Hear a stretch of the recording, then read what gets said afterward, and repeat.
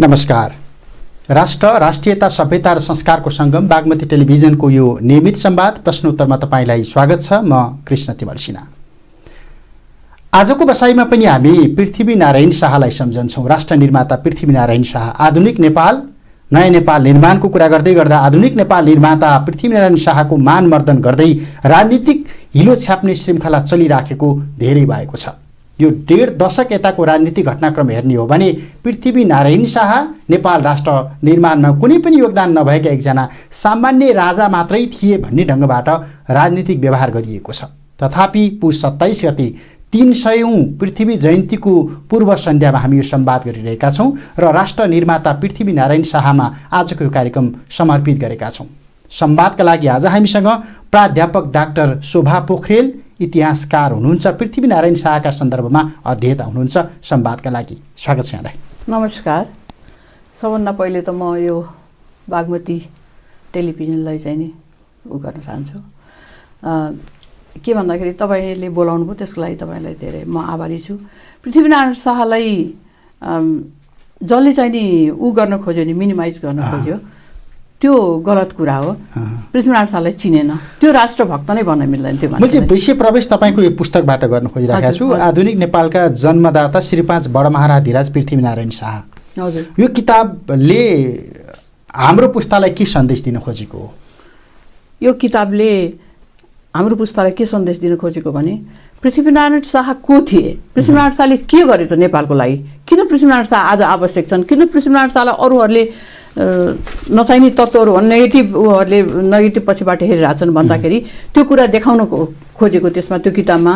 र के भनेको छ भने पृथ्वीनारायण शाहले कसैले क्रिमिनल भनेर कसैले यो भनेर त्यो भनेर कुरा काटेको, त्यसलाई चाहिँ नि त्यो डिफेन्ड गर्दै किताब डिफेन्ड गर्न जरुरी छ। पृथ्वीनारायण शाह नेपाल राष्ट्रको एकीकृत नेपाल राष्ट्र निर्माता थिए, जुन कुरा हामीले 2063 सालको पूर्व सन्ध्यासम्म स्वीकार गरेको तथ्य हो। 2012 सालदेखि हामीले राष्ट्रिय एकता दिवस मनायौँ, पृथ्वी जयन्ती मनायौँ। केही कालखण्डमा कसैको गीत गाउने अथवा भजन मण्डलीको रूपमा त्यसलाई प्रयोग भयो होला, तथापि नेपाल राष्ट्र निर्माता त थिए।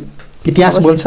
अवश्य, एकदम। हामी हाम्रो इतिहास संरक्षण गर्ने हो कि त्यसलाई चाहिँ रक्षात्मक बन्दै अगाडि बढ्नुपर्ने अवस्थामा छौँ?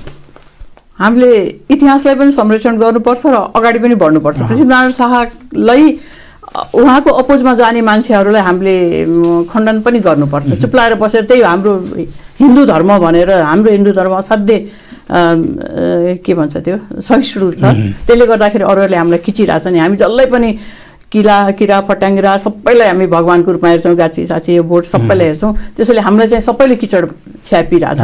हामीले कसैले पनि सबैमाथि, चाहे सेतो छाला होस्, चाहे कालो छाला, चाहे गहुँ गोरु छाला, ती सबैलाई हामीले भगवान्को रूपमा हेर्छौँ। तर यिनीहरूले हेर्दैन। हाम्रो पृथ्वीनारायण शाह भनेको एउटा यो देशको राष्ट्र निर्माता हुन्, नेपाल आधुनिक नेपालको जन्मदाता हुन्, बडा महाराधिराज हुन्। त्यसैले पृथ्वीनारायण शाहलाई किचड छ्याप्ने मान्छेहरू भनेको ती गद्दार हुन्, ती राष्ट्रभक्त होइनन्, ती नेपाली होइनन्।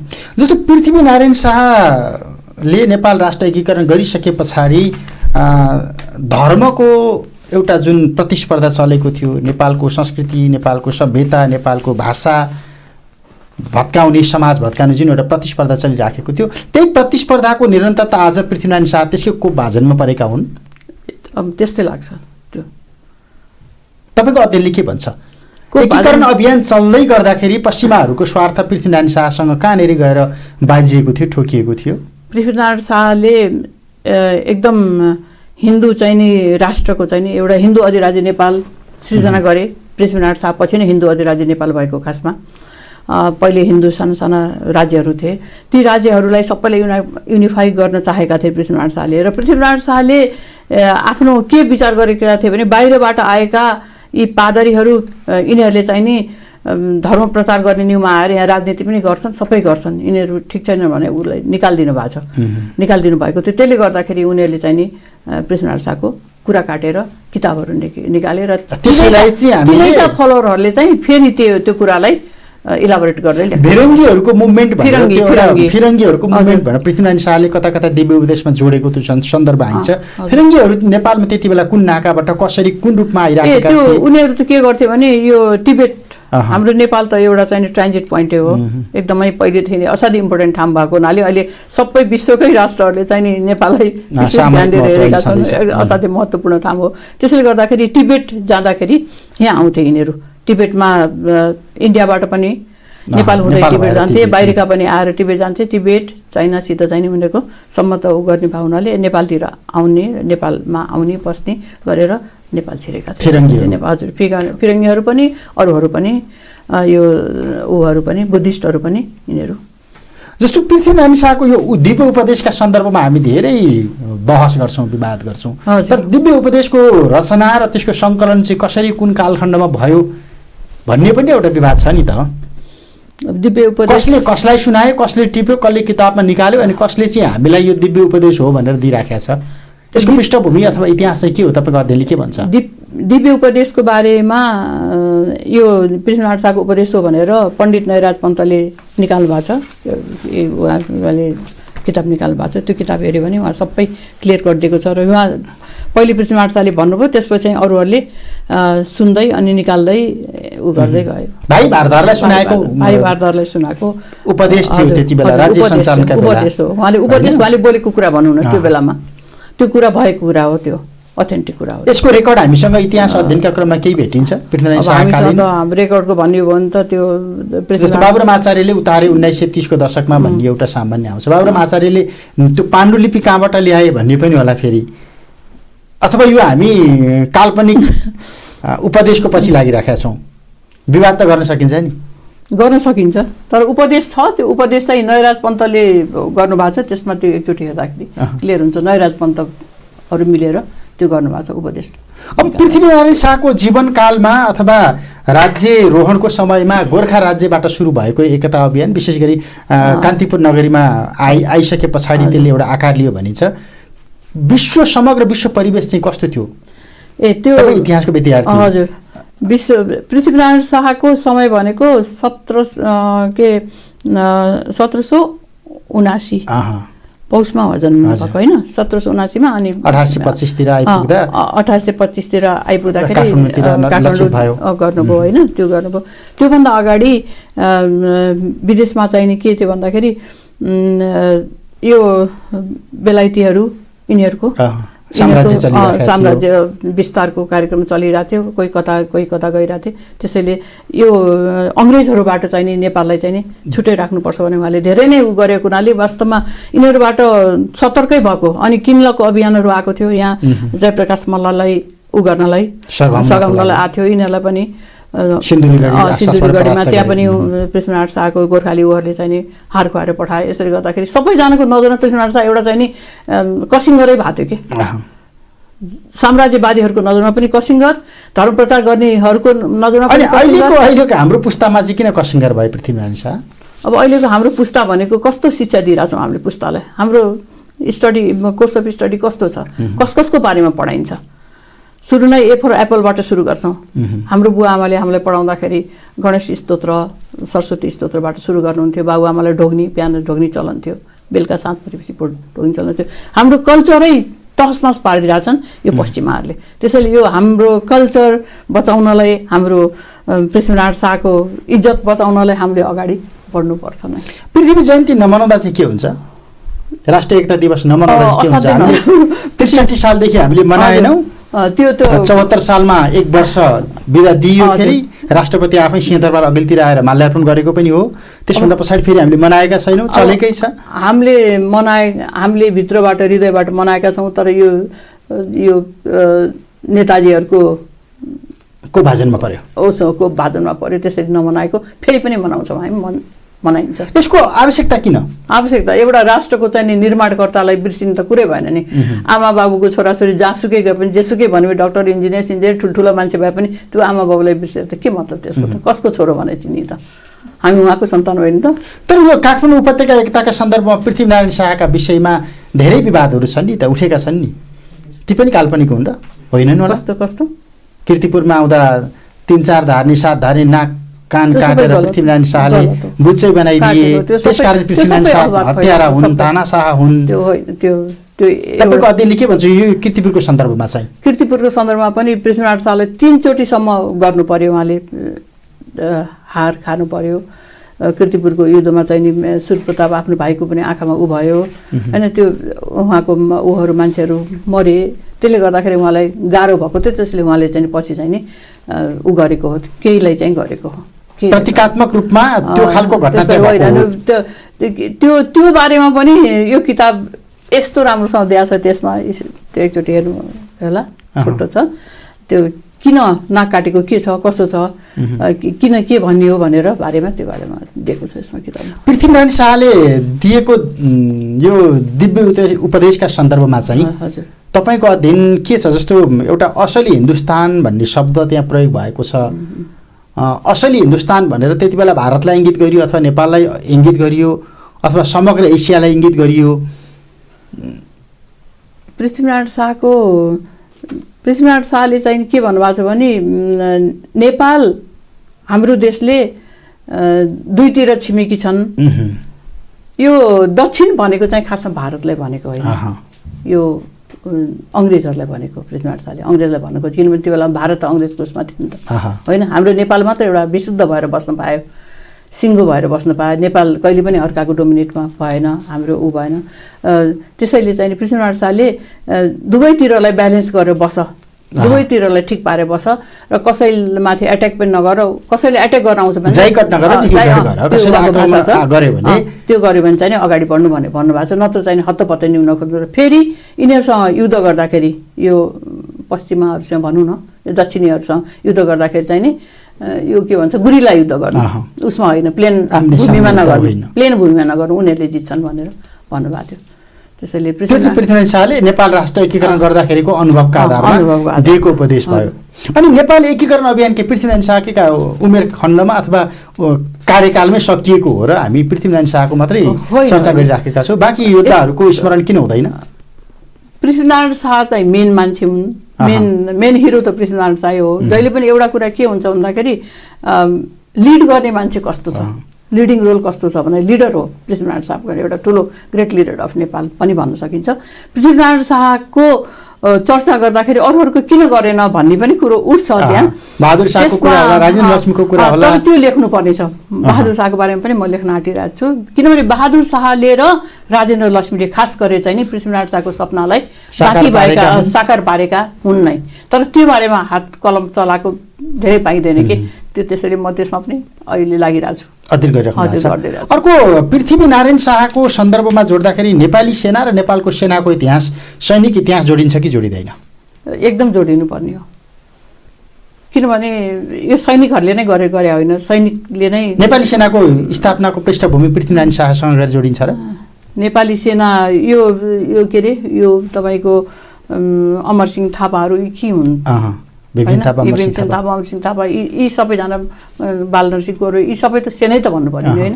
यिनीहरूले सेनाकै कारणबाट पृथ्वीनारायण शाह एक्लै लडेर त जित्ने होइन। त्यसैले उहाँहरूको इतिहास हामीले चाहिँ सैन्य इतिहासको विरासत त्यसो भए कम्तीमा राज्यले त गरेन, सैन्य इतिहासको विरासत नेपाली सेनाले जोगाउन सक्थ्यो होला नि?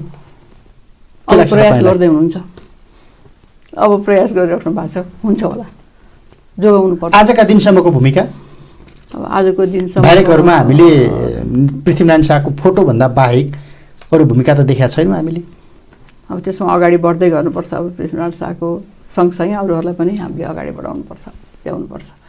पृथ्वीनारायण शाहलाई नै बिर्सिन थालिसक्यो, अब अरू उहाँको अब उहरूलाई त बिर्सन खोजिहाल्छ। त सबै नै यो सबै कुरा नै हटाएर नयाँ ल्याउनु खोजेर नयाँ नेपाल बने, नयाँ नेपाल सबै नै डिसमिस हुन लागिसक्यो अवस्था छ। त्यसैले हामी सतर्क हुनु जरुरी छ। तपाईँलाई लाग्छ यो अहिले भइराखेको यी र यस्ता राष्ट्रियतासँग जोडिएका सन्दर्भहरू हामीले विभिन्न खालका राजनीतिक परिवर्तनपछि 62-63 जनआन्दोलनमा विशेष गरी दाउमा पारिराखेका छौँ? राष्ट्रको सन्दर्भ, राष्ट्रियताको सन्दर्भ, राष्ट्रिय एकताको सन्दर्भ। हजुर, लाग्छ, एकदमै लाग्छ। यसको निकास के त? अब यसको निकास चाहिँ नि हामीहरू जस्तो मान्छेहरू चाहिँ नि सतर्क हुनु पर्यो, अगाडि बढिराख्नु पर्यो, हिम्मत हार्नु भएन। एक दिन चाहिँ हामी आफ्नो लक्ष्यमा पुग्न सक्छौँ। भूमिका के छ र? तपाईँहरूको भूमिका केही देखिन्छ र? राजनीतिक पार्टी विशेषको भजन मण्डलीमा नजाँदाखेरिसम्मको भूमिका त केही पनि देखिँदैन? राजनीतिक पार्टीको भजन मण्डलीमा नगए पनि हामी अन्तबाट छुट्टै बाटो गर्न सक्छौँ। हामी जाँदा पनि जाँदैनौँ, बोलाए पनि जाँदैनौँ राजनीतिक पार्टीको मान्छे। तपाईँहरूले पृथ्वीनारायण शाहको जन्म जयन्ती मनाउनुपर्छ, राष्ट्रिय एकता दिवस मनाउनुपर्छ भनेर 63 सालदेखि कराइराख्नु भएको हो, आजसम्म राज्यले सुनेको छैन। अब राज्यमा 1.5 दशक राज्यमा कतिवटा मानिस समय हजुर बिताइसक्नु भएको छ, अनि के देखियो प्रभाव त केही पनि देखिएन। राजनीतिक पार्टीको नेतृत्वको इच्छा शक्ति भएन भने तपाईँहरूको यो अभियानले त केही पनि गर्दैन। त्यो राजनीतिक पार्टीलाई पनि हामी हटाइदिन सक्छौँ त फेरि समय आएपछि त, किनभने पहिले त्यसै भन्थ्यो राणा जाँदैन भन्थ्यो, राणा शासन गएर छोड्यो, पञ्चायत जाँदैन भन्थ्यो, पञ्चायत गएर छोड्यो भनेपछि बिस्तारी जान्छ, यो दिन पनि आउँछ। यो सधैँ एउटैको हुँदैन, सधैँ।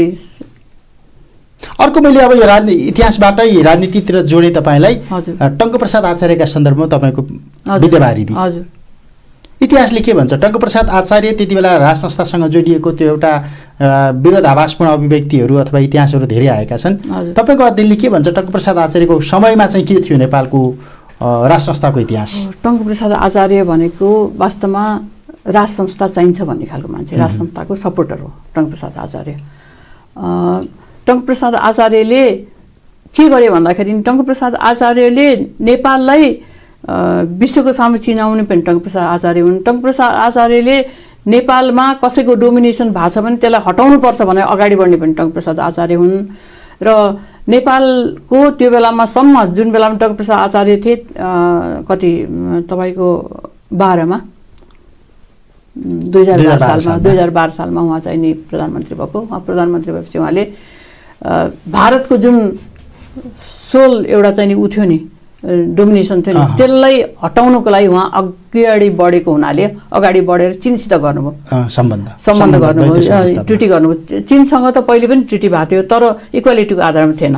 नेहरूले गरेका त्यो ट्रिटी चाहिँ इक्वालिटीको आधारमा थिएन। उहाँ आएपछि इक्वालिटीको आधारमा गर्नुभयो। त्यो गर्दाखेरि उहाँलाई यति गाह्रो भएको थियो, यति चाहिँ ऊ भएको थियो कि बयान गरेर साध्य छैन।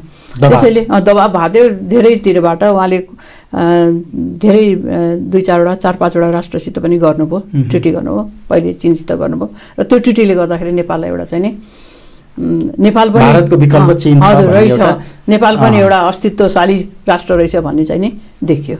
त्यसैले उहाँको त धेरै छ। 2012 सालको कुरा गरिराख्नु भएको छ। 2012 सालदेखि हामीले पृथ्वी जयन्ती मनाउन थालेको हौँ, टङ्कप्रसाद आचार्यकै पालादेखि हो। त्यसपछि तपाईँले त्यहीँनिर जोड्न खोजिरहेका थिएँ।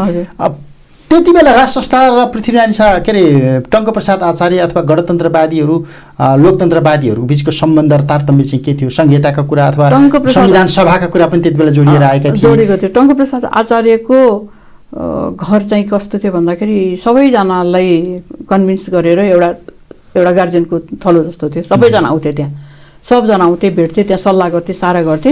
त्यसैले टङ्कप्रसाद आचार्यको कुरा सबैले मान्थे, सबैले सुन्थे पनि मान्थे पनि। तर टङ्कप्रसाद आचार्यले फेरि नरुचाउने पक्ष पनि थियो। टङ्कप्रसाद आचार्यले चाहिँ मिनिमाइज गर्ने, टङ्कप्रसाद आचार्यको गरेको कामहरूलाई चाहिँ नि राम्रो छैन भन्ने देखाउने खालका पनि छन्। टङ्कप्रसादलाई खुट्टा तानी पनि भए उनीहरूले। र टङ्कप्रसाद आचार्य के अरे प्रधानमन्त्री भएर पछि त्यहाँबाट हटेपछि उहाँले डेढा खोज्न जानुभएको थियो अरे। अब अहिलेका प्रधानमन्त्रीहरूले त्यसो गर्छन् त छैन नि। त्यसैले उहाँ एउटा निस्वार्थ मान्छे हुनुहुन्थ्यो। उहाँ राज संस्थाको चाहिँ नि समर्थक हुनुहुन्थ्यो। राजा चाहिन्छ यो देशमा पनि, त्यो राजा चाहिन्छ भने त बिपी कोइराला पनि हुनुहुन्थ्यो नि। तर टङ्कप्रसाद आचार्य कम्युनिस्टहरूले माला त लगाउँछन्, तर टङ्कप्रसाद आचार्यले समाएको त्यो पश्चात त पछ्याउन सके अवस्था त छैन। फेरि कम्युनिस्टहरूलाई पनि हटाइदिएको त त्यो उसबाट छुटाइदिएको टङ्कप्रसाद आचार्यले हो नि त। कम्युनिस्टलाई उ गरेको थियो नि त, प्रतिबन्ध गरेको थियो नि त। त्यो उहाँकै पालीमा हो, उहाँले नै गरेको। धेरै गर्नुभएको छ टङ्कप्रसाद आचार्यले पनि धेरै। अब लगभग अन्त्यमा छौँ। पृथ्वीनारायण शाहको शासनकालमा भएका नराम्रा कुराहरूको देवत्वकरण मात्र इतिहासको लेखन हो कि सही सूचनाहरू तपाईँहरूले बाहिर ल्याइराख्नु भएको छ? होइन, पृथ्वीनारायण शाहको त्यो देवत्वकरण होइन। पृथ्वीनारायण शाहलाई पृथ्वीनारायण शाह देवता होइन। पृथ्वीनारायण शाह एउटा चाहिँ नि ऊ होइन। सन्की शासक भन्यो भने गलत हुन्छ कि सही? के भन्दा? सन्की शासक होइन, होइन होइन, महत्त्वाकांक्षी म त गलत हुन्छ भन्छु। मेरो भर्सनमा चाहिँ म गलत भन्छु। सन्की शासक होइन। पृथ्वीनारायण शाह दूरदर्शी हुन्। पृथ्वीनारायण शाह महान व्यक्तित्व हुन्। उनलाई देवत्वकरण गर्न खोजेको होइन कि पृथ्वीनारायण शाह जस्तो अहिले शासक हुने पनि नेपाल चकाचक भइसक्थ्यो। उहाँको यदि कुरो भिजन मानेर भएको त्यस्तो भिजन हुने मतलब हाम्रो अहिलेका शासकहरू भइदिए तर त्यो छैन अहिले छँदै छैन त्यो विरासत त राज संस्थाले बोक्न सकेन भने शासकले राजनीतिक पार्टीसँग तपाईँले किन अपेक्षा गर्नुहुन्छ अब त्यो विरासत त स्वयं राज संस्थाले बोक्न सकेन अब राज संस्थाले बिस्तारै बोक्छ अब अझै पनि अपेक्षा राख्नुहुन्छ राज संस्थाको म त राख्छु म चाहिँ एकदम राज संस्था चाहिन्छ राज संस्था भएन राज संस्था भएन भने यो देश बच्न धेरै गाह्रो छ अहिले हामीले अफगानिस्तानको हेऱ्यौँ हामीले सिक्किमको इतिहास पढाएको छौँ दुनियाँ पढाएको छौँ गर्दाखेरि हाम्रोलाई डिसमिस गर्नलाई हाम्रोलाई अब नेपाल राष्ट्र जोगाउन हामीलाई धेरै नै आवश्यक छ त्यो चाहिँ एउटै गार्जियनले गर्न सक्छ त्यो राज संस्था हो राज संस्थाले गर्छ त्यो पृथ्वीनारायण शाहको लेगेसी पनि त्यही हो एकदम हो हुन्छ समय सम्वादलाई धन्यवाद हस् नमस्कार डाक्टर शोभा पोखरेल पौडेल इतिहासविद समग्रतामा पुस 27 गते अहिले यो कार्यक्रम प्रत्यक्ष प्रसारण हुँदै गर्दा भोलिका दिनमा पुस 27 परेको छ र पृथ्वीनारायण शाहको शालिगमा सिंहदरबार अघिल्तिरको मूल शालिगमा माल्यार्पण गर्नका लागि शाहवंशीय राजाका अन्तिम राजाका रूपमा हामीले भनिराखेका ज्ञानेन्द्र शाह भोलि पृथ्वीनारायण शाहको शालिगमा माल्यार्पण गर्नका लागि आउने भन्ने कार्यक्रम पनि आइराखेको छ तथापि नेपाल सरकारले गृह मन्त्रालयले पुस 27 का दिन मनाइँदै आएको राष्ट्रिय एकता दिवसको बिदा कटौती गरेको छ पृथ्वीनारायण शाहको सम्मानमा जन्म जयन्तीका दिन बिदा दिनुपर्छ भन्ने चौतर्फी दबाव अहिले पनि परिराखेको छ त अहिलेसम्म औपचारिक रूपमा कुनै पनि कार्यक्रम भएको छैन विभिन्न स्थानका स्थानीय सरकारहरूले आफ्नो खुसीबाट आफ्नो ढङ्गबाट राष्ट्रिय एकता दिवस मनाउनका लागि बिदा दिएका छन् किनकि पृथ्वीनारायण शाह आधुनिक नेपालका निर्माता हुन् राष्ट्र निर्माता पृथ्वीनारायण शाहको सम्मान गर्न राज्यले कुनै पनि हिचकिचाहट देखाउन हुँदैन समय र संवादका लागि म फेरि पनि प्राध्यापक डाक्टर शोभा पोखरेललाई धन्यवाद दिन्छु बागमती टेलिभिजन हेर्दै रहनुहोला नमस्ते नमस्कार